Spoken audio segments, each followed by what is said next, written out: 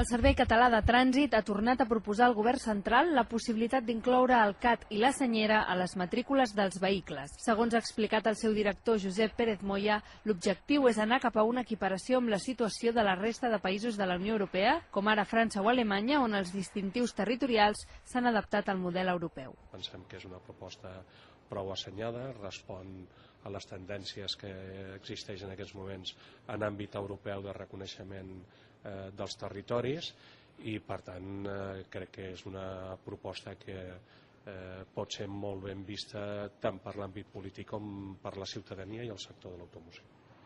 Així, el govern català proposa que, sense necessitat d'ampliar les dimensions de la matrícula, s'inclogui en aquesta el distintiu territorial a la banda dreta, mantenint al costat contrari de la placa els distintius actuals de la E d'Espanya i el logo de la bandera europea.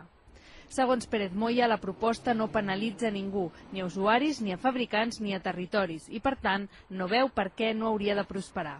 Els ciutadans es poden veure perfectament reflectits les seves identificacions territorials.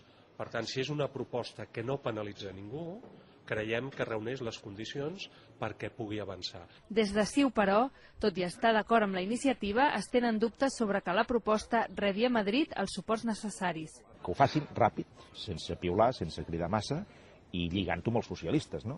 Que em temo molt que no ho faran, perquè els socialistes ja diuen que si això s'ha d'arribar a fer, hi ha d'haver un acord entre tots els partits, que vol dir que no es farà, perquè el PP dirà que no, els propis socialistes tampoc ho volen, i mentrestant en Saura va marejant la perdiu. L'ordre vigent actual és de l'any 2000 i precisament va implicar la supressió de tots els distintius provincials que hi havia fins aleshores. El govern d'aquell any, dirigit per José María Aznar, va argumentar que la normativa, a banda d'adequar-se a les exigències europees, afavoria la compravenda de vehicles de segona mà al conjunt de l'Estat. Per això, per evitar aquest argument, el Servei Català de Trànsit preveu que tots els nous vehicles integrin les matrícules amb el distintiu provincial, però que en el cas d'un canvi de domicili de residència es pugui canviar la placa per ajustar-la a un nou territori. Per a la resta de vehicles, la matrícula nova serà voluntària.